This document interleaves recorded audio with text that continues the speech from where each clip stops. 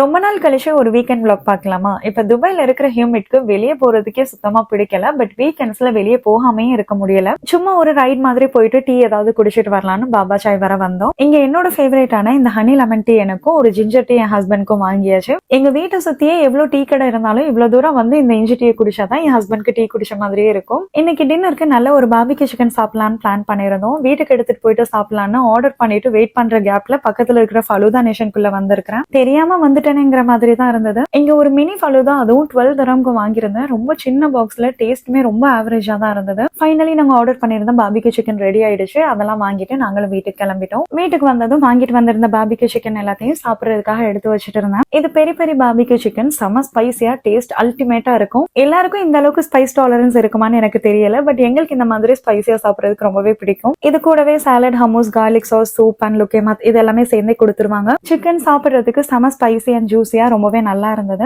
Dubai சம்மர்ல வெளியே சுத்துறதை விட வீட்டுல ஃபுட் ஆர்டர் பண்ணி நெட்ஃபிளிக்ஸ்ல மூவி போட்டுட்டு சில்லிங்கா வீட்லயே சாப்பிட்டுட்டு எப்படி மூவி பாக்குறது தான் எங்களுக்கு ரொம்பவே பிடிக்கும். உங்களுக்கு வீக்கெண்ட்ஸ் எப்படி போகுங்கிறத எனக்கு கமெண்ட்ஸ்ல ஷேர் பண்ணுங்க. இந்த வீடியோ லைக் அண்ட் ஷேர் பண்ணிட்டு மறக்காம ஃபாலோ பண்ணிக்கோங்க.